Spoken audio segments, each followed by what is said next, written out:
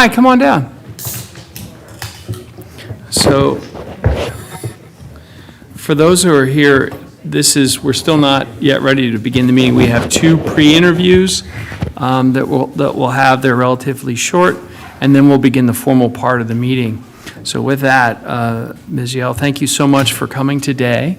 I want to first thank you for your willingness to volunteer and be part of the community.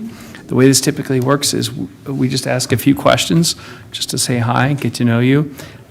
Because we have so many applicants for this particular board, we're going to bunch them all up and make one big approval motion later, probably not this meeting. So if you go home to watch it, you won't have a resolution tonight, unfortunately. With that, I'll ask one quick question. What motivated you to apply for the position? I've been motivated to apply for this position because I've seen changes of how, like, the world in general. I perceive this world differently from so many people, not because of my gender and my race, and all of that I can see and push forward for this. My mother works for the DAC, a Diversity Advisory Council, for an industry, and I've seen the changes she's made through that, from the ways that people have some sensory issues based off with hearing sensitivity, and so what they implemented was quiet rooms. They also showed awareness to not only race and gender, but size inclusivity. And then also, it really just helps bring more awareness because as teens, we tend to block out and stay within the norms, and we don't want to push out and be truly ourselves. And this position, I feel like, would impact so many people, and having a perspective like mine would help a lot. That's about it for now. Supervisor McCarty? I just want to thank you so much for coming out, and we appreciate you putting your name in the hat. Thanks. Supervisor Grenier? Sure. I'll echo the sentiment, and just looking at your resume, it looks like you were a very busy young woman. So I appreciate you taking the time to take part in this one as well. Supervisor Blendy? Good evening, Melody. Thank you so much. For this commission to be successful, we need to make sure we hear the voices of everyone in the community, and a key part of it actually is our desire to have somebody of high school age participate. So I want to applaud you. You may not know this, but you're the first one to raise their hand, and it's really important. It's important to be the first one because someone has to take that step. Thank you to your mother for obviously encouraging you to be somebody who not only wants to help, but looks for chances to make change. So I don't have a question. I just want to say it was my pleasure to meet you. Thank you. Matt? I don't have any questions, but thank you very much for getting involved and applying. Thanks. And thank you so much again for applying. It appears you're the only one who's a Pennsbury student, right? Yeah. So far that's applied. That would make you, well, lack of a better term, a lock.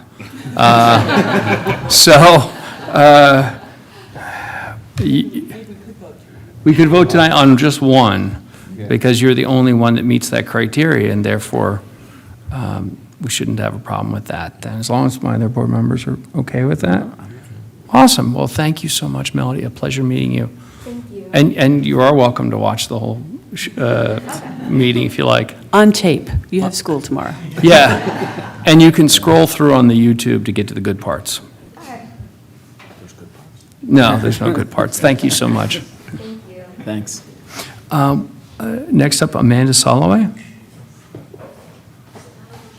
I think that one has the live mic, so we want to have a live mic. Thank you so much for coming today. I'll ask the same question I asked others, but before that, do you want to tell us a little bit about yourself? I know some people here already know me. I have been working in either government or politics for a number of years now. I currently work with State Representative Brian Monroe in his constituent services. And so although I work currently in like the Warminster, Warrington area, I would really like to get involved in Lower Makefield, because that's always been my passion. I have worked in the tax office here as well, so I would like to come home, because I've lived here most of my life and would like to get involved. Thanks. Supervisor Blundy? Amanda, you stated right off the bat that you know most of us. Well, I do know you, I do know your dad, so thank you.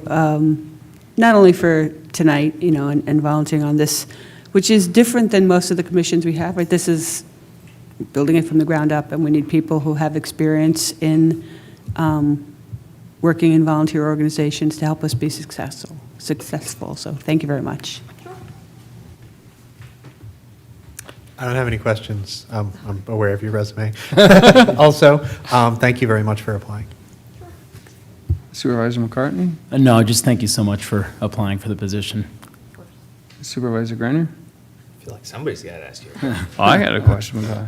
No, I'll just, obviously you work have a fair amount of experience in government and whatnot, and you deal with, I would assume, a lot of constituent issues, so you get to see a lot of different folks who have a lot of different concerns and issues, et cetera.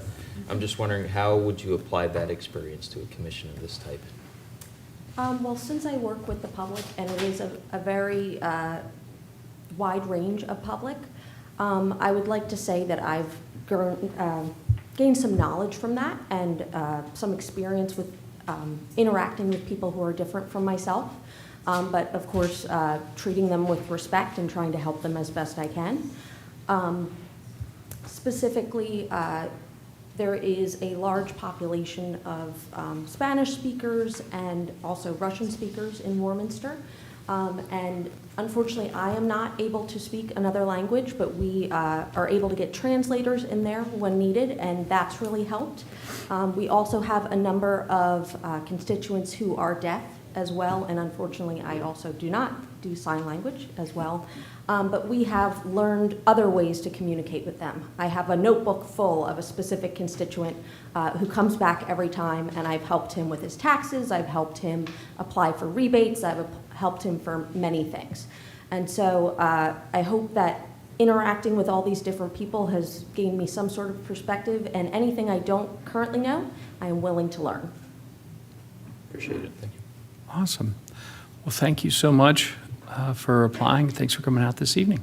Okay, thank you. Thanks. Thanks again. With that, I'll call the meeting to order. This is the formal part of the meeting. We'll begin with a pledge of allegiance. We got to make sure we get counted down first. Are we live yet? Did he say yeah? Yes, we're live. Okay, awesome. There it is. I pledge allegiance to the flag of the United States of America and to the republic for which it stands, one nation, under God, indivisible, with liberty and justice for all.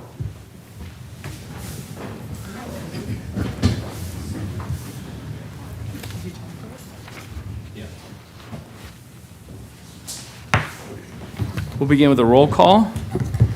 Supervisor Blundy, Here. Supervisor Matt.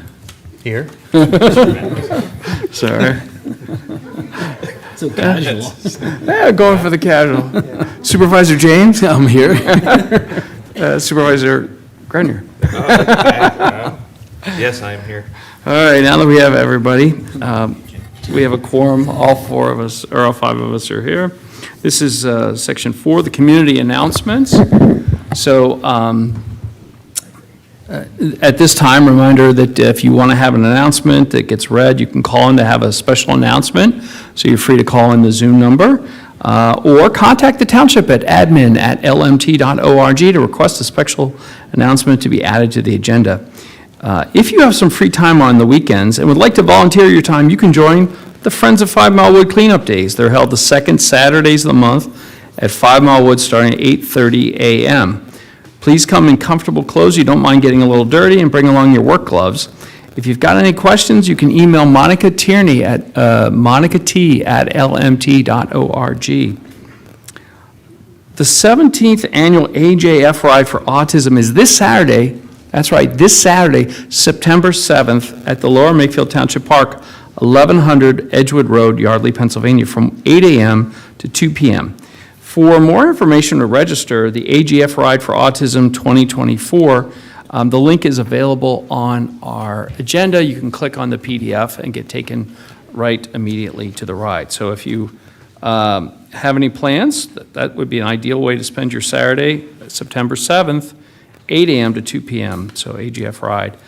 The Lower Makefield Township Historical Commission invites everyone to join them as they celebrate the 2023 Community Initiative Award presented by the Pennsylvania State Historic Preservation Office for their efforts at the Slate Hill Cemetery on September 14th, 2024, from 4:30 to 7 p.m. at the Slate Hill Cemetery. Everyone knows where the Slate Hill Cemetery is at this point, but it's 2308 Yardley Morrisville Road, Yardley, Pennsylvania. This is what's exciting. There's an ice cream social. Yep, that's right, an ice cream social from 4:30 to 6:30 p.m.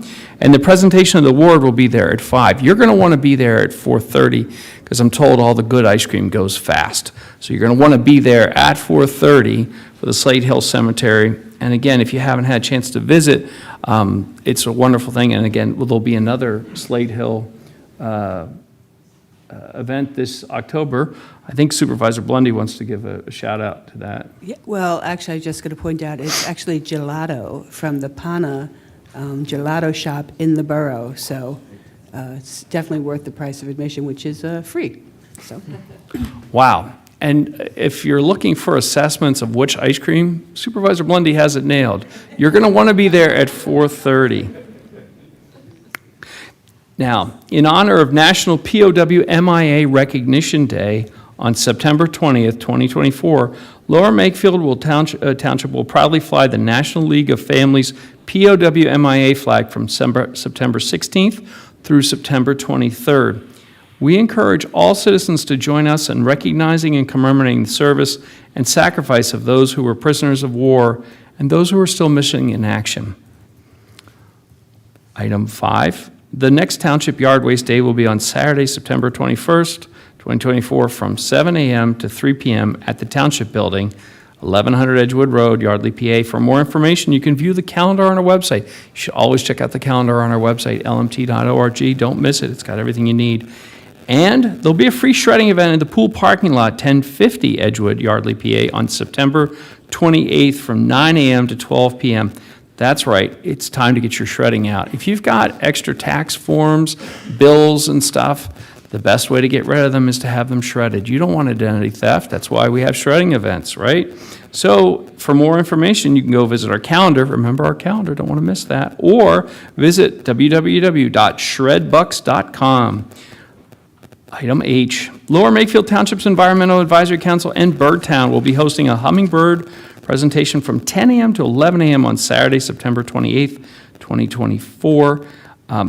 Does that mean you can get your drop-off in time to go see the hummingbird presentation? Yes, it does. Same day. And that presentation will be right across the street at 1550 Oxford Valley Road. That's, of course, the Lower Makefield Community Center. Again, EAC and Birdtown are hosting a hummingbird presentation from 10 a.m. to 11 a.m. on Saturday, September 28th. On October 26th, the 11th annual Sleigh Sarcoma 5K Walk Run will be held at Core Creek Park in Langhorne, and the primary objective of the event is to raise awareness and research funding for leiomyosarcoma.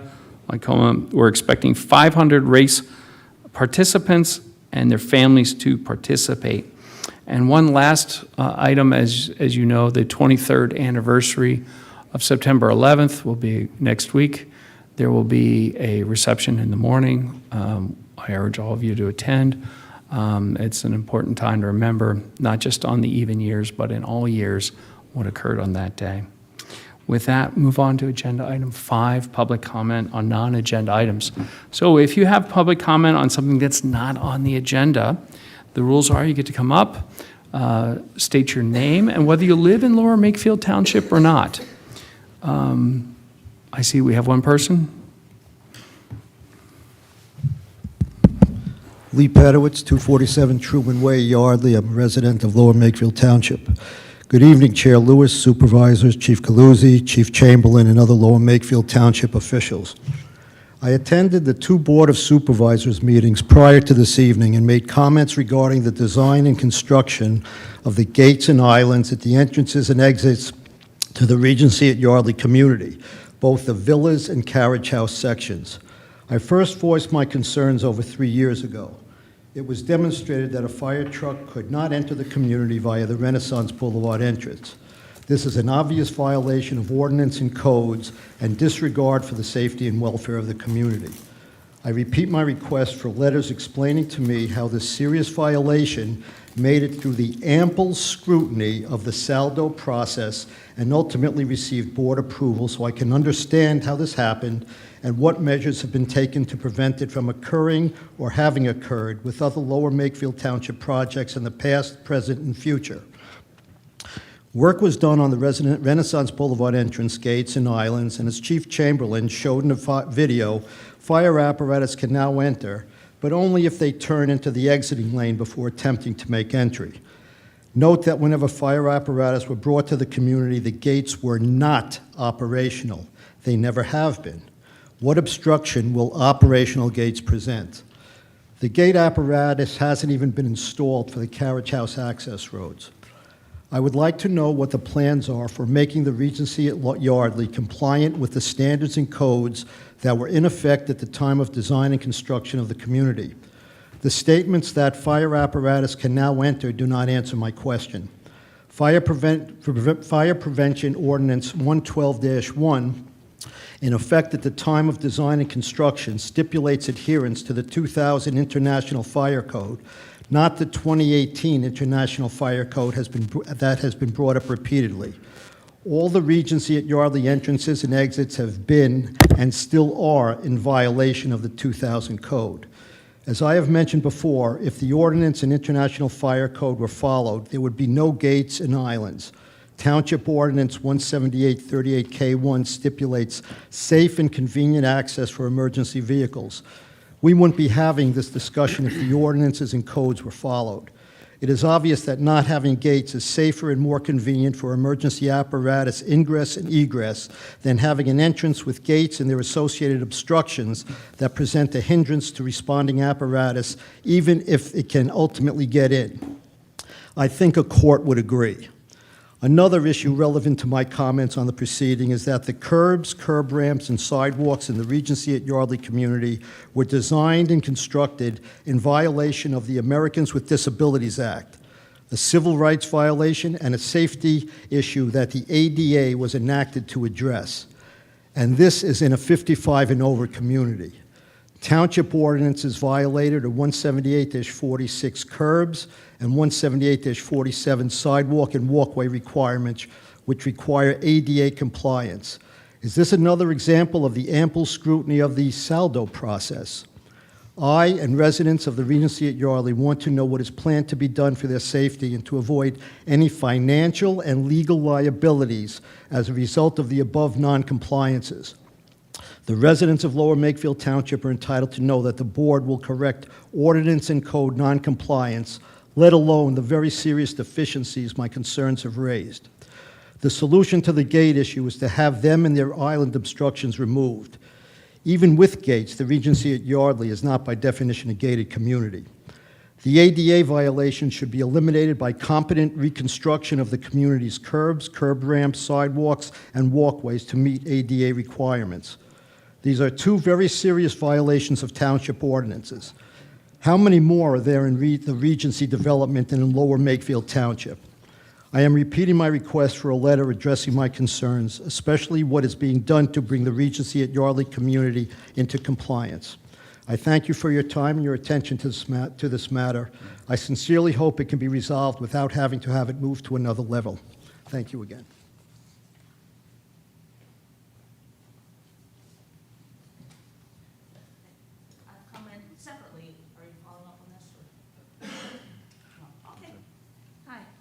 Hi there. I'm Sue Fawcett, Lower Makefield Township resident. I'd just like a little follow-up from our wireless communication services feedback, because after the meeting, when this was presented last time, Mr. Kratzer was kind enough to give me the materials for review. Okay, I kind of rewrote them and resubmitted them, and I haven't heard back since, so I'd like to see where we're at. Dave, you want to answer that one?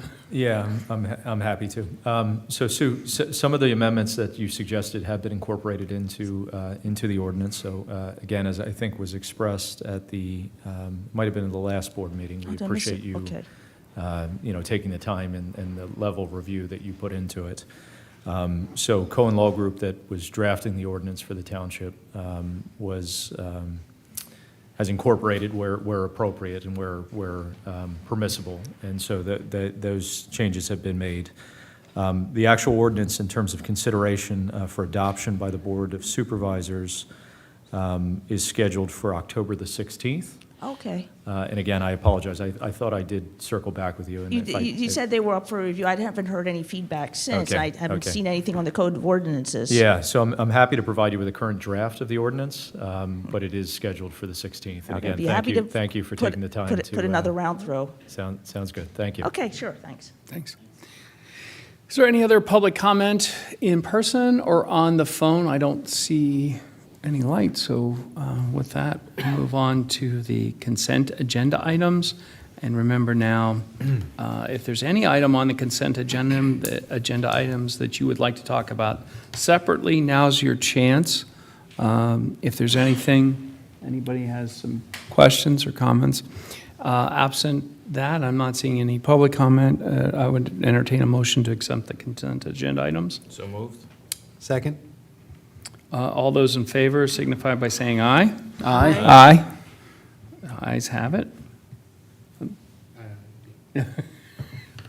So, and we'll move on to agenda item 7A, community development.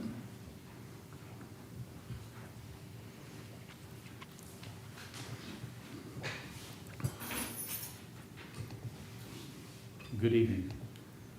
You have before you a request from a homeowner at 1013 North Elbow Lane to effectively amend the recorded plan for Yardley Crest. When they had done the development for that subdivision, they had put a voluntary restriction on each lot of an amount of impervious surface for which the stormwater management basins were designed. This number is well below what is allowed by zoning. So they are requesting that the Board of Supervisors approve a number higher than what is shown on the recorded plan, yet less than what is allowed by zoning. They do plan to construct stormwater management facilities consisting of a trench 36 foot long, 6 foot wide, and 2 foot deep in order to mitigate all the stormwater that is being generated by this development. And they request that the board approve that. Is there a motion? So moved. Is there a second? I'll second for discussion. So I just had a question. Why did the builder have to put those restrictions on the properties to begin with? I don't know that they necessarily did. I think they did it as a matter of convenience rather than having to calculate out how much impervious would be generated in each and every lot of differing sizes. They just came up with they thought would be an average amount that would be good for the whole development. This lot is a little bit bigger than many of the other lots in development. Therefore, their number is lower than it could be by zoning. Do you know who built these originally? I believe that was Toll Brothers. I believe it's Yardley Crest. I'm surprised they did that. They actually did that on a number of developments in Lower Makefield over the years. Most of the Farm View developments up in the northeast section of the town, they have a single number per lot for all of them. They were done by Reelin. They also have a similar number for many of the Toll Brothers developments done at that time. And I'm not sure if that was the town who did it for convenience or the developer, but it was common practice in many areas. And there are a few lots in each of those developments that have come before the board to request relief from that. Typically, when they have a larger lot, the smaller impervious surface number impacts them more. What is the percentage for this lot? What's the actual percentage? What would it be? I think the homeowners are here.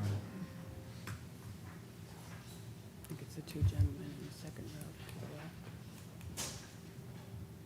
left.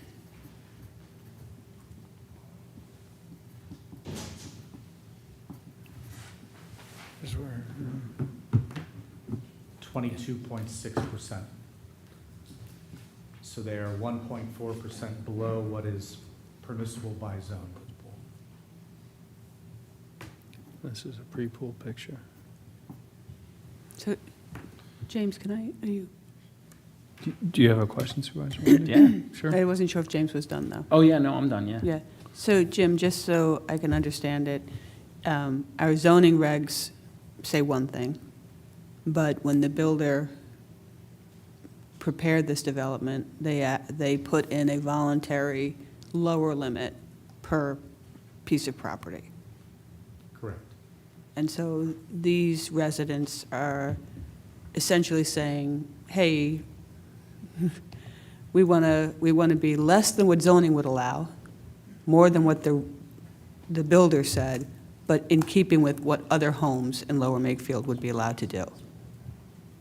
That would be a fair characterization. Thank you. Yep. Jim, is there any stormwater management to address this development? I didn't see any on the map. I was just trying to figure out if that development was served by a stormwater pond or something else. Yes, it has two stormwater management Dan basins. does not have his mic on. It was on, just apparently not close enough.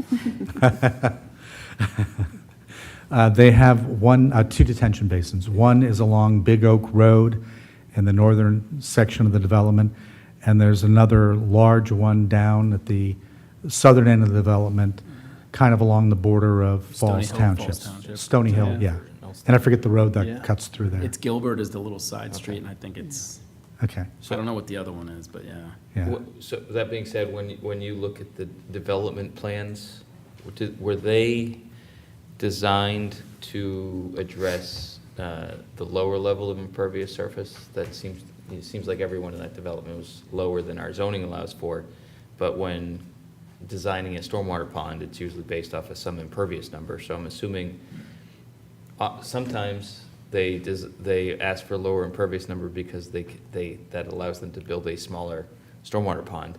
So that if ponds are not sufficient to address additional impervious area, then I just want to understand how they were designed. And they are the sort of older type ponds with looks like the concrete drainage ways in the middle of the pond versus going through, being in the grass and whatnot, just based on the aerial that Supervisor Lewis was showing me. So I was just curious how the ponds were designed, if you're aware. Yeah, they were designed for that number that was listed in the request, and but not all of the lots, or actually probably not anywhere close to all of the lots, are up at that level. So there is sufficient room in there for this exceedance and still have room within the ponds. And I believe these ponds don't typically overtop in storms. Okay. In terms of the mitigation that they're proposing, when they're talking about the new impervious area, because I know we've been talking about updating our definition of impervious in different ways, especially when it comes to swimming pools. The number they're using for calculation, is it inclusive of the swimming pool area, or is it exclusive of the actual pool, of the water? It is exclusive of the water surface area within the pool. So it's the coping and surrounding patio type is what they're addressing, but not the pool itself? Correct. Okay. Have we talked to them about their willingness to design their mitigation to be inclusive of the pool as a condition of this approval, potentially? We can certainly do that. I'm not sure if they're online at all. Oh, okay. Oh. Nice to meet you. There you go. I don't know if you want to come on up. Yeah. Yeah. They're live. In There person. we go. Do this quickly. Yeah. Gentlemen, if you just state your name and your address that you're in Lower Makefield. Kwok Win. I live in 1013 North Elbow Lane, in Yardley. And my name is Jeff Renison. I'm the pool builder, Aquabello Designs. Can you get closer to the mic? Sure, Jeff Renison, Aquabello Designs.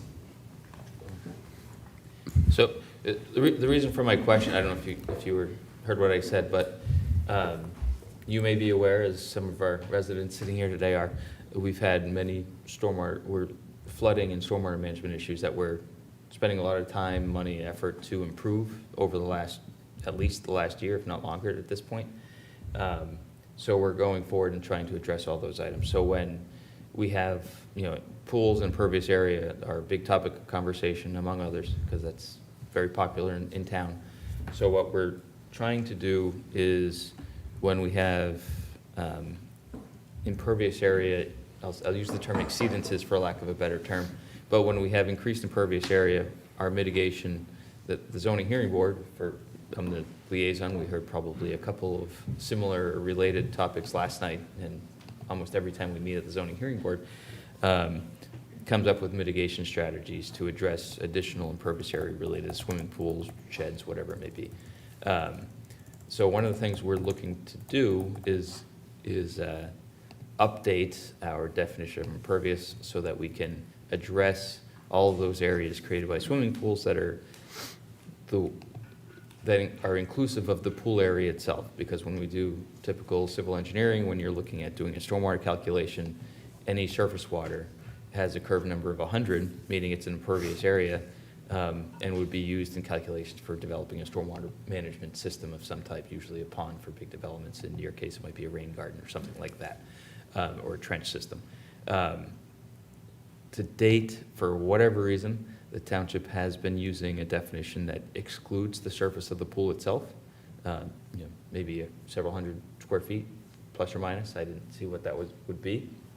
But I'm wondering if, as a condition of approval, if you'd be willing to, if you need to, and you may have already sized it big enough anyway, if you'd be willing to upsize your system to be able to treat that additional square footage associated with the water surface of the swimming pool.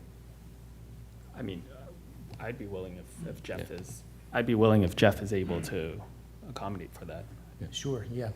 Would we calculate because half the year a swimming pool absorbs water? I understand the other time. Can you it doesn't. I'm sorry, Get closer to the mic. flash the- Half of the year when the pool's closed, I just don't know if there's any calculations made. Do we use the full surface of the pool for calculation, or is there any consideration taken that during the summer it absorbs water? Well, I would disagree with a swimming pool ever absorbing water, because it's not absorbing, it's preventing infiltration of water. So it's always run off in some way, shape, or form. So it would be, because it's not going to go through the concrete that is the swimming pool or whatever that surface is, it's a completely impervious surface. So I would, what we're looking at in the future, and this is you're sort of the first case, I guess, that we've talked about this, would be to run the numbers based off of the entirety of the swimming pool and the coping, and if you have a patio or something like that around it, that would be over and above the number, and just base your calculations off of that, which is probably maybe a couple, 300, 400, 500 square feet of additional surface area times whatever event you're looking at. So I don't think it'll upsize it that much, but it would be a benefit. Understood. Do plantings account for anything? Any kind of, is there a plant landscape schedule? Just curious if that, or is it strictly for the basin? So we do, and Jim could give you some ideas about this separately. We do, when we talk about planting, sometimes I do this in my professional life as well, so that's why I'm talking about this. It's not just a planting per se, but something akin to a landscape rain garden, which is a planting. It is a nice feature that you could integrate in some way, shape, or form. That is something, Jim, correct me if I misspeak, that is something you could take advantage of. So it's not just a trench, it's not just something you can't use, or it doesn't provide some aesthetic benefit to you. That might be an option you could look at. And I did run a quick calculation of considering that whole water surface area to be impervious. That would make the trench. Currently, they have proposed 36 feet long, 6 feet wide, 2 feet deep. If you just made the depth 3 feet instead of 2 feet with those same dimensions, you would capture all of that water plus some. Okay. We can build that in to the plan. Appreciate that. that's not a Appreciate you working with us. I have no issue otherwise. Any other questions? Okay, with that, we'll call the, Do I need to make an amendment to the motion then? that it's contingent on, Yeah, just Yeah. it's conditioned upon, yeah. So, like to make an amendment to that motion, such, make there a condition of the approval that the stormwater management feature be upsized to address the additional impervious area associated with the surface area of the pool. Does she have to accept it, or? No. No. Oh, okay, I'll second it then. so, okay. With that amended motion, all those in favor signify by saying aye. Aye. Aye. Any opposed? No. Motion passes 5-0. Thanks again for working with us. Thank you. Mhm. We're happy to be the guinea pigs. So, yeah. Having been a liaison on the zoning hearing board, every pool person says, and I'll invite you over for that opening party. Never happens. James, you were on the zoning hearing board how many years? Once, and then they never let me back, so. Well, on the zoning hearing board, but, Yeah, I can't but you were never invited to a pool party from a. No, I was. Really? Yeah, Okay. once, but they didn't have me, nobody ever invited me after that. Word got out of. All righty. Well, let that be a record to choose carefully when you're selecting pool buddies. Moving on Please, to Jim, please, go. agenda item 7B.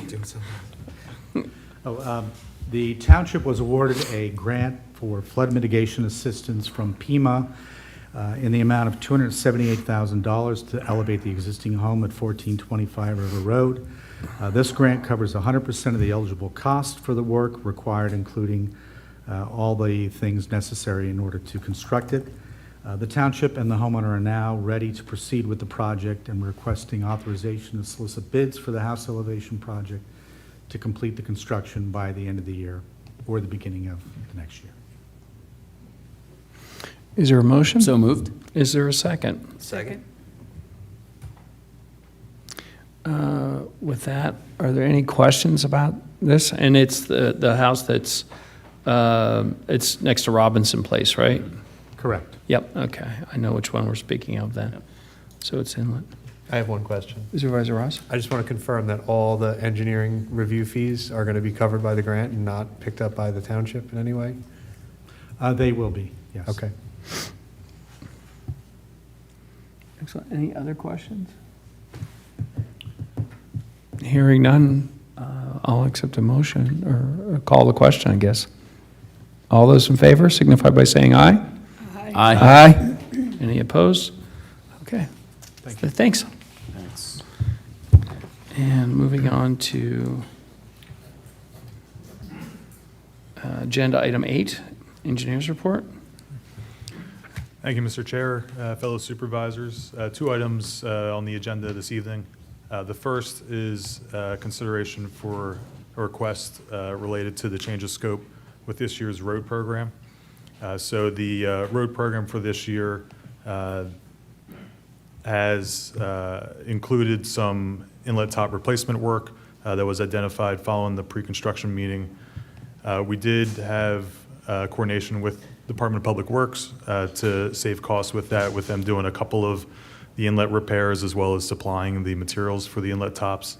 The field inspection work with the crew, with the contractor, who was JDM this year, equated to about 2.5 weeks with coordination in the field as well as specs and work related to that. That basically pushed the schedule for this road program that 2.5 weeks and included this additional work that's described in the change of scope. The change of scope before you in the packet was prepared on August 15th. We are pretty close to the end of the project at this point with about a week remaining. So this does include a not to exceed estimate for the hours that we had on August 15th. Looking at what remains with the work by the contractor, we're definitely confident it is under this not to exceed, likely about 3,000 or more under the amount that's shown there. So we're confident the not-to-exceed number won't be an issue at all, but we do request a change of scope for the field inspection and construction management for the contractor's work to finish the project. Be happy to answer any questions. Is there a motion?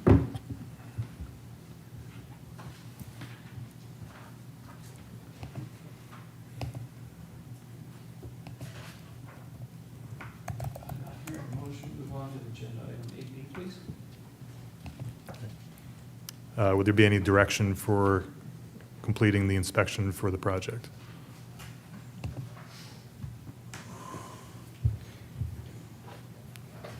Let's work that out with staff. Okay. The second item are our general project updates.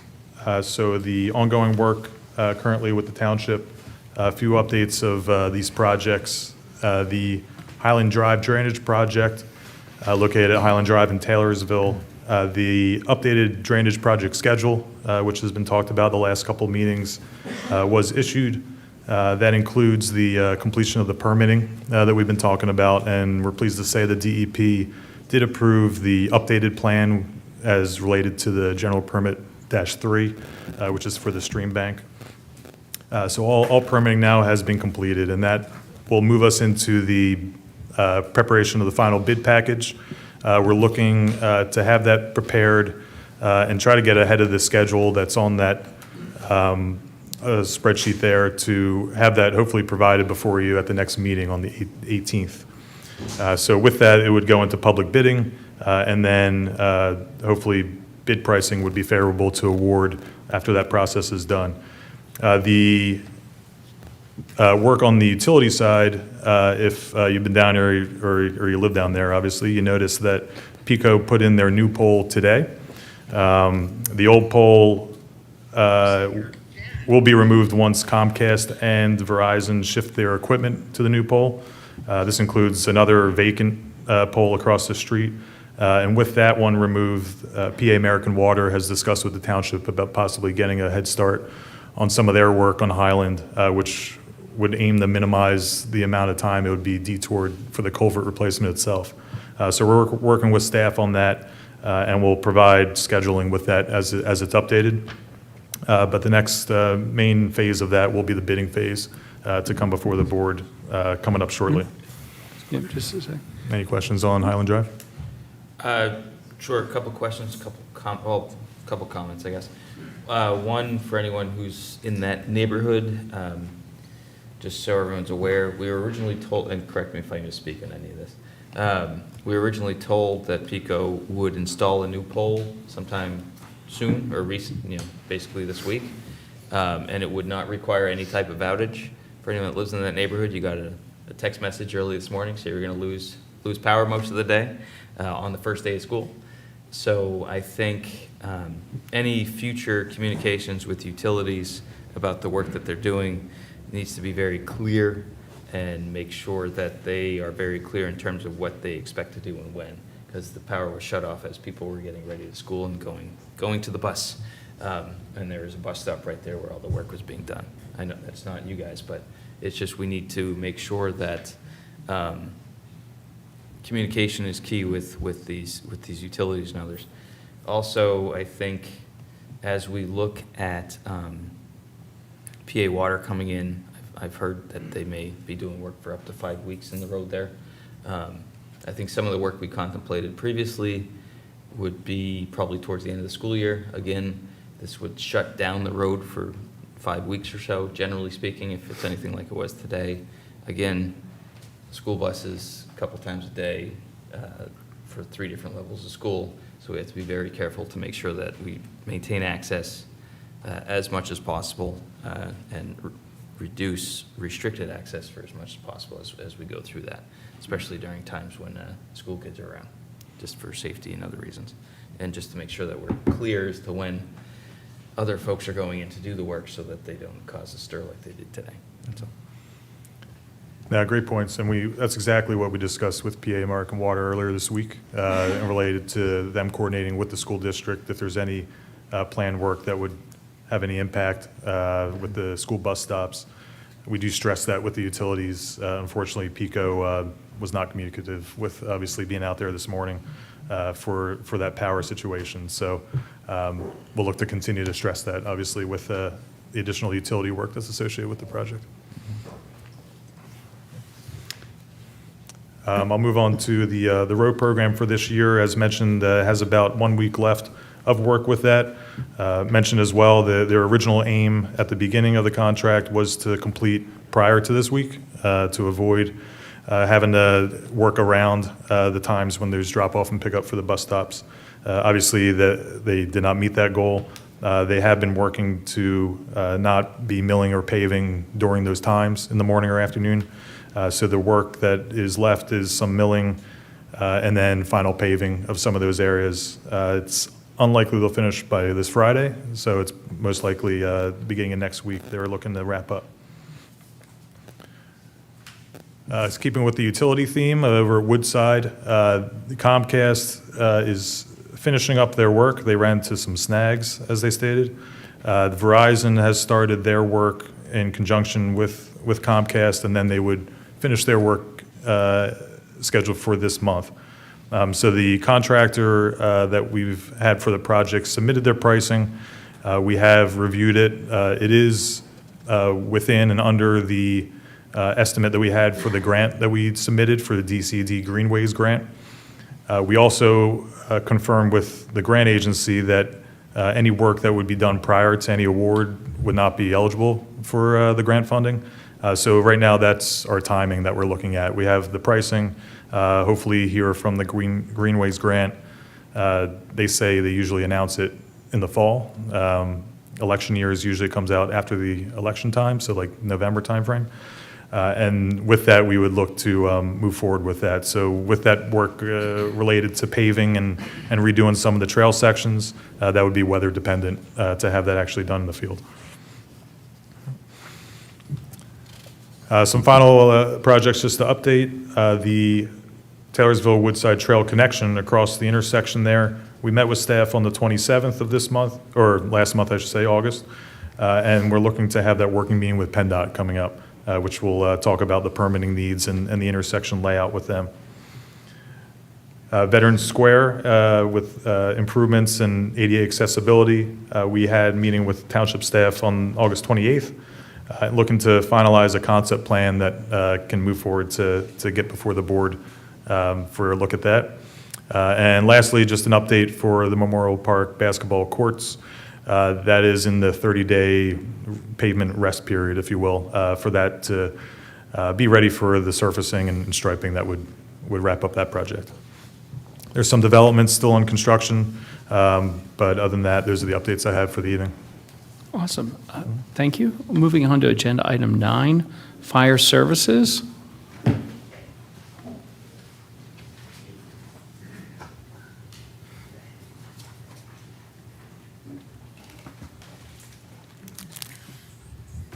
Are we on? Can you hear me? Okay. Good. Yep, excellent. Thank you.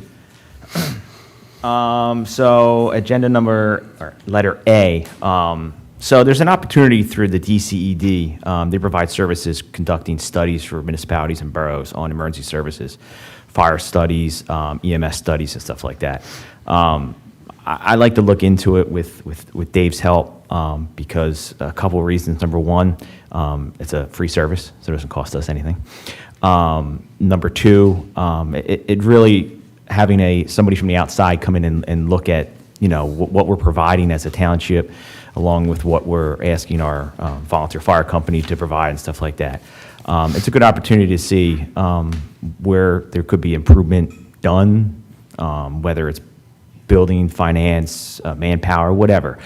But a lot of municipalities and boroughs surrounding us have done this, and it's just helped their services and make sure that they had the best possible services providing protection. So myself and Dave talked about this for many weeks now and stuff like that, and I know that this service is beneficial for us. So, Dave, you want to add anything, or? Yeah, so we just sort of wanted to introduce the concept again, create awareness as to the technical assistance that's available through the Governor's Center, Conceptually, from a staff perspective, to the extent that the board is inclined and our neighbor is inclined, we would recommend a joint application. So again, it would be an application that would be submitted by both Lower Makefield Township and Yardley Borough. Again, looking at, as Tim said, a variety of issues in terms of operations related to the fire service, structure, governance, all of those kinds of things that have been discussed. And again, sort of providing a strategic plan for the fire services moving forward. So, as Tim said, we wanted to just simply introduce that this evening as a potential. There are free services, free technical services that are available. And again, it would be, I believe it would be a peer-to-peer sort of consultant, so it would be somebody that's operating within this space, in some area or some geography of the Commonwealth. So, again, just more introduction than action this evening, but just try to get any initial feedback or concern or questions that you may have. Is there a motion? Do you need a motion for that? I don't think so at this point. I mean, again, Okay. if there's, if there's a willingness to sort of pursue this and explore this, and a desire to have that conversation with Yardley Borough, we can have that conversation. And Yeah. and again, it's a simple letter of intent that would need to be submitted by both governing bodies. And once sort of a tentative scope would be developed, we would come back and you would approve that letter of intent prior to submission to DCD. Does DCD include EMS and police as well as in those studies? They Just fire and EMS, they do studies for. Yes, I'm not quite sure. I don't know, maybe They the don't- chief they don't knows include- anything. No, okay. So it would just be fire and EMS? we were focused more on the fire side of things at this Can point. we look at but, both? We could look at that, yeah. I think that's great. Service policy. Yeah. Like you mentioned, I think it's incredibly important that we include Yardley Borough, since we are a shared service, to make sure they're on board.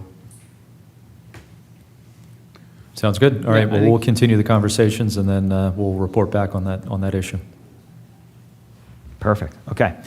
Moving on to agenda item number B, just an update in the fire service over the month of August. The fire company answered 54 calls for service, 42 in Lower Makefield, 5 in Yardley Borough, and the rest were surrounding municipalities, even Jersey. We went over there a few times. All their drivers refreshed in their EVOC, which is emergency driver training. Every year they have to requalify on the trucks, so they did all that. There was a standby at Shady Brook for the fireworks last weekend, which was good because they did have some technical difficulties, so it was good that the fire department was there. Members have been out inspecting the high water vehicle, which is due in January. Progress is going very well with it. Upper Makefield just got theirs a few weeks ago, so they're doing training on it. So we're going to actually be going up there to look at that as well to see how they're making out. So members have also been out inspecting a new F-350 that's going to assist our fire police directing traffic at emergency scenes. So that's going to be beneficial as well. And then planning has begun for our open house, which is next month, October already. October 11th from 6 to 9 at the firehouse on Stony Hill Road. So stuff has been moving along well. Out of the office of the fire director, there were 12 calls for service for either investigations or code compliance. Numerous hoarding conditions are popping up around the township. Thanks to the police department notifying us when they go out and find these things, between myself, Mike Kirk, the building code official, and the co-responder, we've been able to help these people get some assistance to start the process of getting their houses straightened up. Because unfortunately, if some pictures popped up, you would be unbelievable shocked of how some people live. And it's scary. So it's nice that we have this availability with the co-responder, with the services from the county to help these people out. So it's good. Numerous plan reviews have been done, use and occupancy inspections. 54 fire safety inspections have been completed by the fire inspectors, so 2 part-time fire inspectors this past month. They've been really working hard. 48 smoke detectors so far this year have been installed in houses that do not either have any or are old, like we talked last month about the yellows. So a lot of progress has been made, so we're moving along. So Excellent. One question. since Sure. we're here. October 11th, Yes, 6 to 9. correct. Where do people go? So it is at the firehouse at the corner of Stony Hill and Haycock. You can park in the parking lot that's around back, and the firehouse is open to the public. We'll have a car fire demonstration, we'll have a shed fire demonstration, we'll have helicopter land.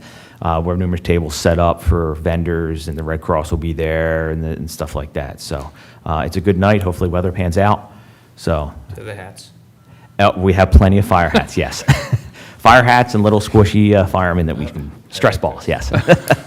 So, And with that, Director Chamberlain, if somebody thinks that, hey, you know what, they could be helpful, and they could be the kind of person to volunteer, how would they go about doing that? so there's two ways. They can go to the fire company's website, and they can either request additional information or apply right then and there, and they'll be contacted by one of the members from the fire department. Or they can reach out to my office here at the township, and I can be more than happy to direct them the right way, get them in contact with the right people, because we're always looking for volunteers. And even though you might not want to go inside to a burning building or cut a car apart, there's many other things that we can use your technical assistance or your specialty skills in. So, yes. So my wife made me go shoe shopping with her this weekend with the kids, and one of the young men I who was spent time working- with my family this weekend. Continue. Yes, that too. But yeah, but the as I was paying for the shoes, the young man at the register was wearing a not a local fire department, but he had a Boston Fire Department T-shirt on. So I asked, being from New England originally, I asked him if he's from there. He said no, but his father went to a convention and he wants to be a firefighter at some point. So I said, hey, you know what? We're only 15 minutes away. You should come talk to our guys. We have a volunteer fire department. Great way to get some skills. Perfect. So you may be getting a phone call from a young man that I love it. works at a good shoe store. Yep. Keep recruiting for us. We love We're it. trying. We're trying. So. What's the commission on the deal? If they close, meaning they become a volunteer? Well, they were all discount shoes. No. We'll get an extra fire hat at the prevention. Oh, my gosh. And Dan, to your wife, the teacher, whose most important job next to firefighters and police, started yesterday anew. I'm sure she helped pay for those shoes, too. Oh, they were the kids' shoes. I'm wearing the shoes today. Goodbye. Right? All righty. Thank you. Thank you. Yep. Moving on to agenda item 10, managers report. Yes, Mr. Chair, members of the board. The first item is consider entering into a cooperation agreement between the township and 9/11 Memorial Garden of Reflection Incorporated.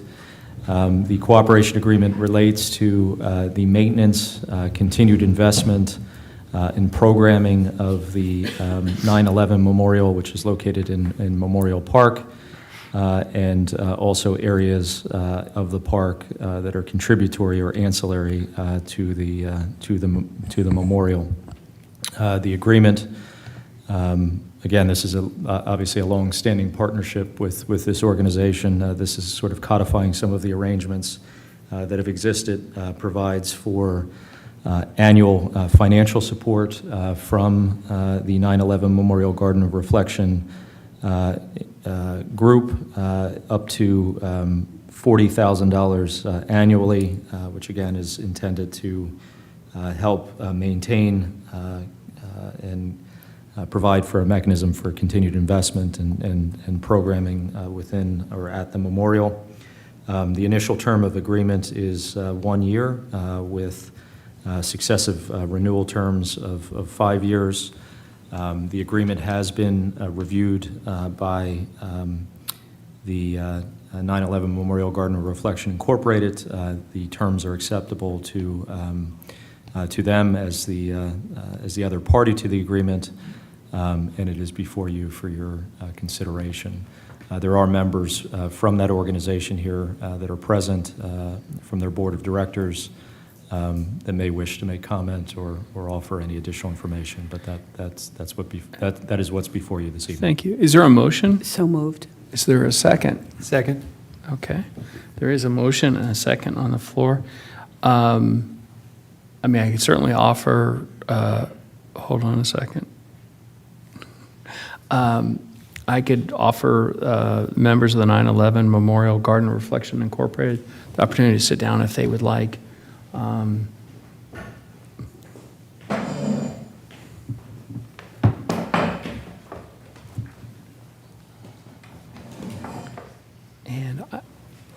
How you doing, everybody?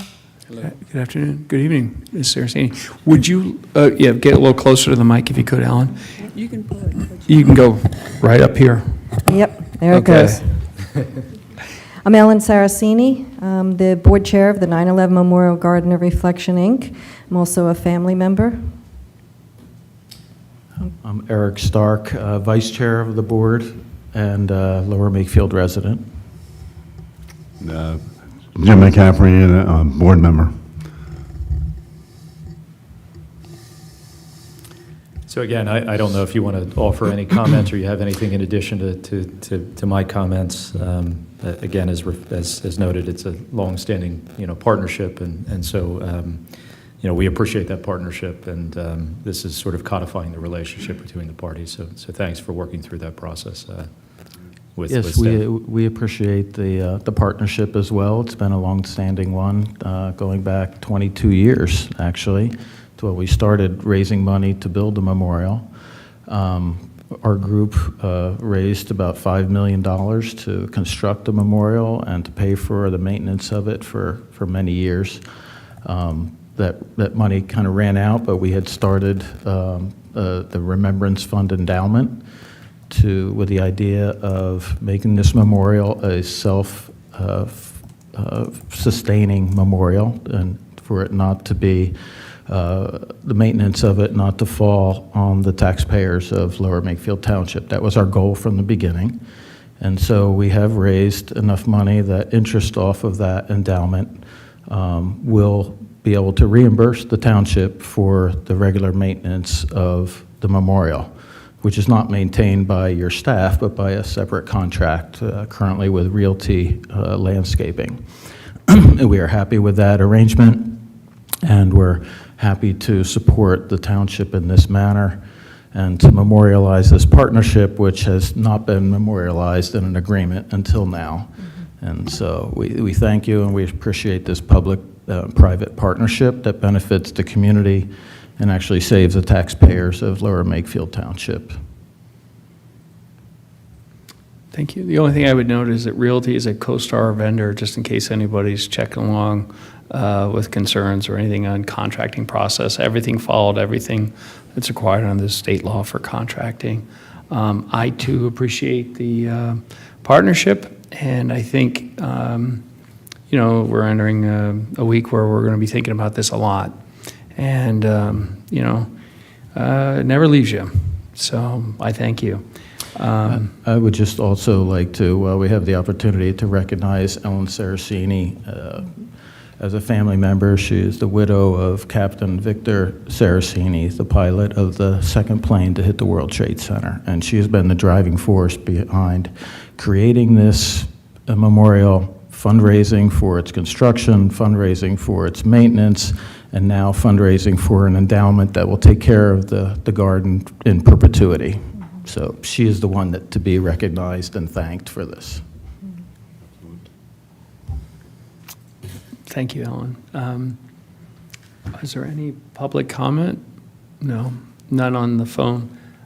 With that, call the question. All those in favor of approving the cooperation agreement between the township and the 9/11 Memorial Garden Reflection, Inc., signify by stating aye. Aye. Aye. No opposed. Motion passes 5-0.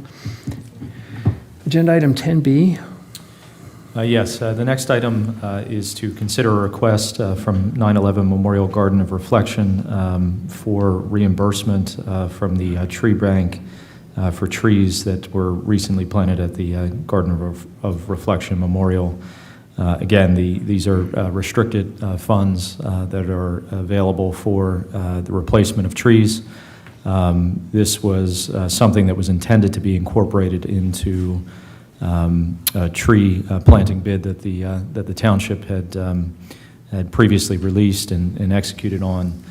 The amount of the reimbursement for the trees would be $14,000 25765, again, from the restricted funds in the tree bank. The EAC has reviewed this request previously and offered no concern with the potential reimbursement if the board is inclined. So moved. Second. Second. Yeah, thank you. I'm not seeing any public comment. With that, I'll call the question. All those in favor of the motion signify by saying aye. Aye. Aye. Aye. Let the record reflect it was 5-0. General updates? I have no general updates at this point. Okay.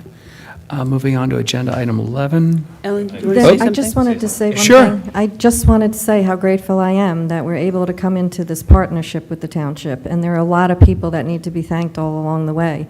The Board of Supervisors, you guys weren't even here in 2001 when we were working with the Board of Supervisors, so there's been many of them.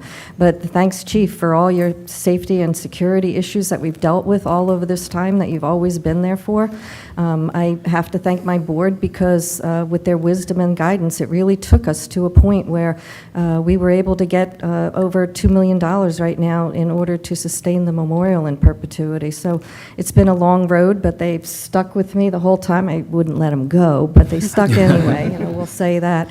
To Lou Balashik for her vision of what the memorial has offered Lower Makefield Township. It is a spectacular place that is beautiful and peaceful and calm, and that's all the comments we get all the time.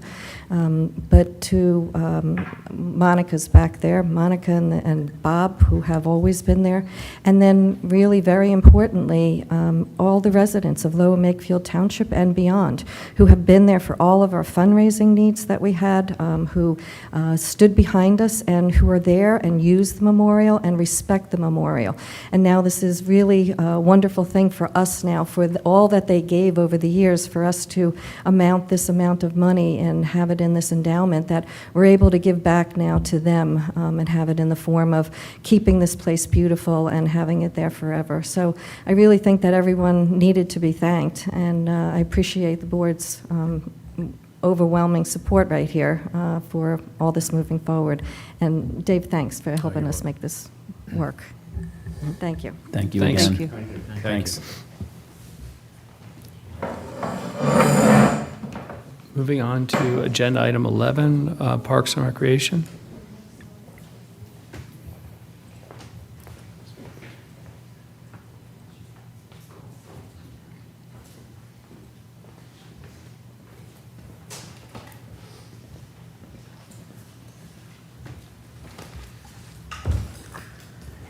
Hi, how are you today?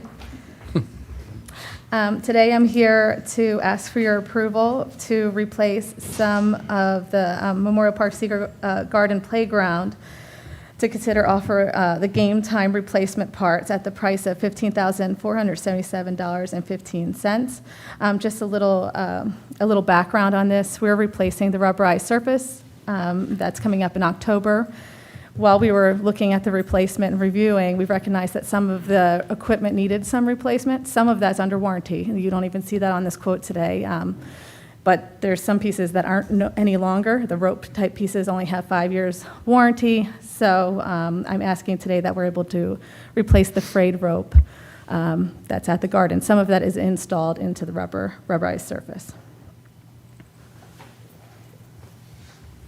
Is there a motion? Is the rope, I'm sorry, Monica, before I make the motion, is the rope in A or is the rope in B? A. Okay, then I make a motion to consider entering into a cooperation agreement, oh, sorry, wrong one. Memorial Park Secret Playground Improvement Project in the amount of $15,477.15. Yes, that's intended to be 15 cents, yes. Looks like a comma. It is. So. And just one note, both of these proposed projects are being funded using Park and Rec fee in lieu of dollars, which again are restricted funds that are available for these types of projects. Second. Okay. Are there any questions? I'm not seeing it. Do you know what the warranty is on this installation? 5 years on rope. 5 years? Mhm. Okay. So I'm curious if maybe not this time around, but next time around, we could, if there's an opportunity to look at an alternative solution that might last longer. It's a $15,000 plus replacement for rope. So I'm wondering if there's something else that we could use moving forward that might be a little more, maybe the same price, but maybe longer lasting. You know what I mean? Yeah, I agree with anti-rope, but the rope is a part of a much larger structure. I've been so on it it, might be I know. harder to it might be harder to replace in that way. It'd be a lot more expensive. Yeah, I'm just thinking out loud to see if there's maybe a different structure that could be there that wouldn't require as much. Every 5 years is a lot of turnover. Yeah, and excuse me, and I think that was constructed in when? It's about 10 years. So we got 10 years of life out of it, and the thing is now when we looked at it is we don't want to remove the embedded surface in 2 years when it actually is beyond its useful life. So we're at the point that we might as well do it while removing the surface because it's embedded. So ideally you probably will get 10 to 12 to 15 years out of it. It's just we're at the point we might as well do it because we're there. So. Yeah, the only other thing to note is that there is, in addition to the rope, there is another component piece to this quote as well. So, right, Monica, it's not just rope. It's. They're both rope. Oh, One is they're a both spider rope, okay. climber that's embedded into the ground. One is a spider. I'm mixing them up, I'm sorry. One is an inclined web climber that is embedded into the rubberized surface, and there's a spider climber that's elevated. Okay. They're both getting replaced as part of this quote. So presumably, some of that cost is the install because you're ripping up the base. Yeah. So I'm going to guess there's a significant portion of that. Yeah, more than the rope per se, but, okay. Any other comments before we call the question? Not seeing any. Oh, Supervisor Blondie? No, Okay. I'm good. With that, I'll call the question. All those in favor signify by saying aye. Aye. Aye. The ayes have it, 5-0. Moving on to Agenda Item B, Memorial Park Secret Garden Playground Improvement Project, Promax fence. It's an earful.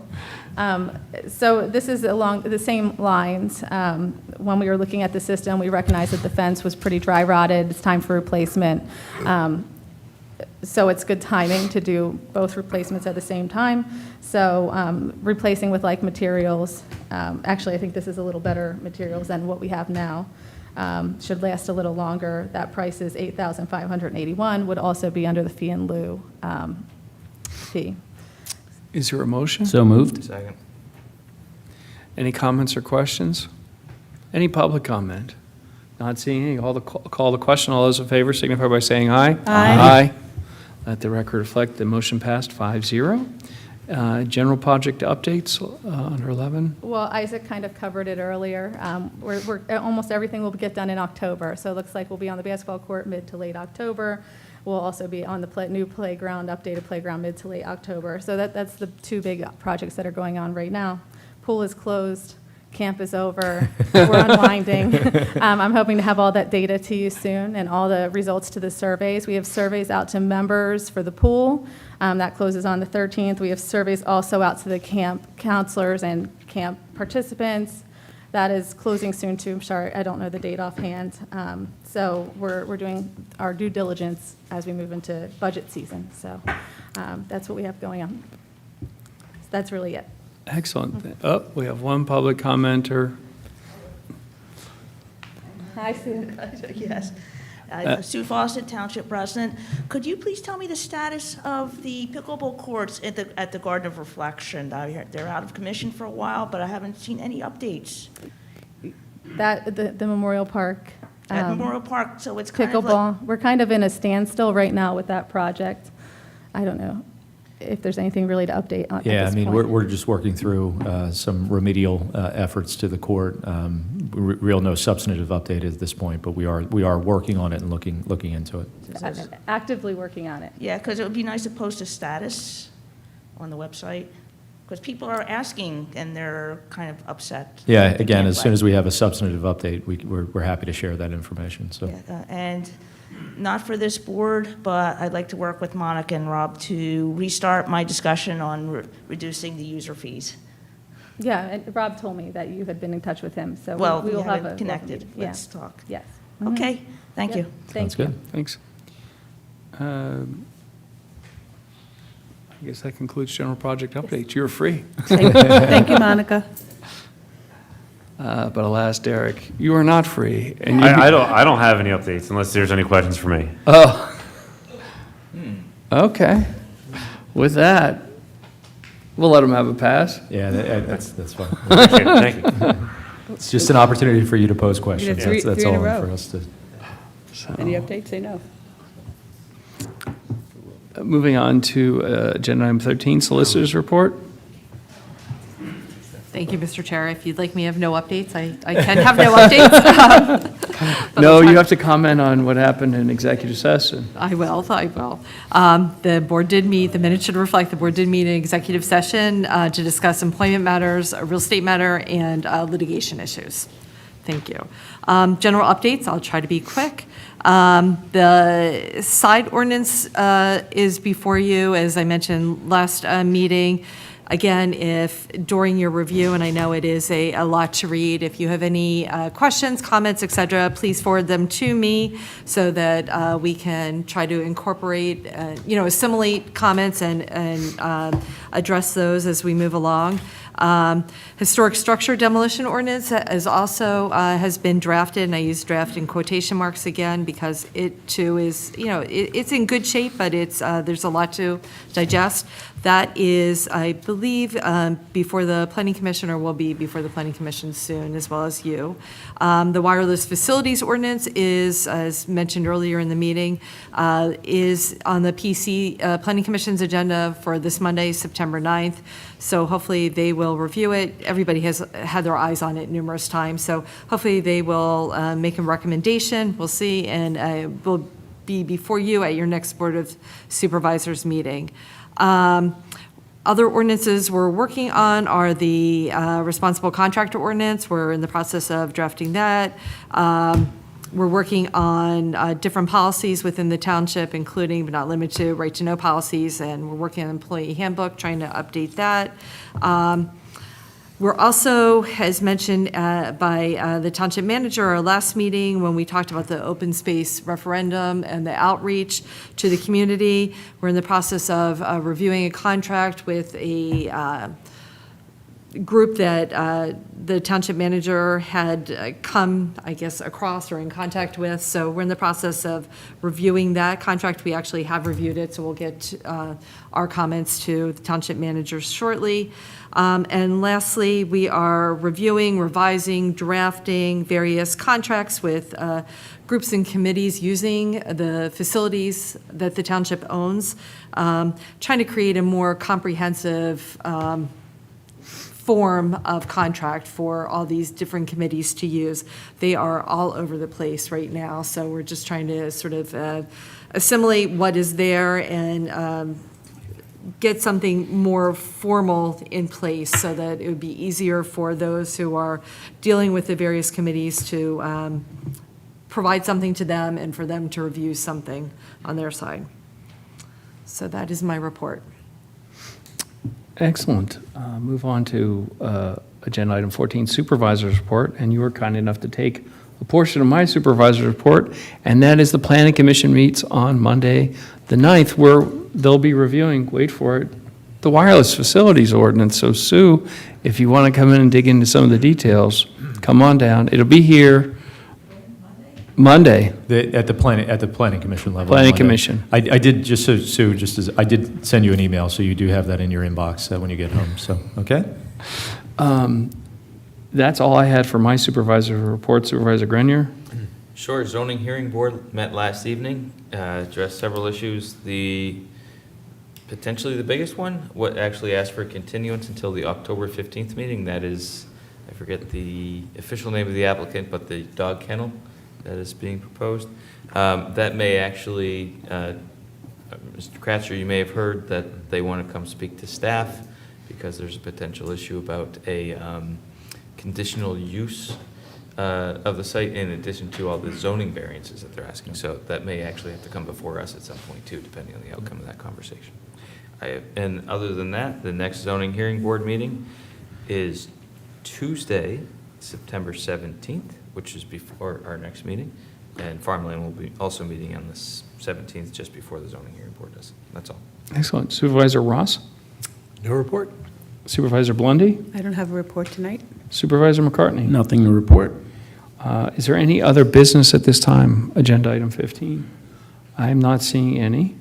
Agenda item 16, appointments, reappointments. We're accepting a resignation from the Golf Committee, and I believe there may be a motion for one member of the Human Relations Committee. Yeah, I would like to make a motion to appoint Melody Yao as the Pennsbury representative on the commission. Second?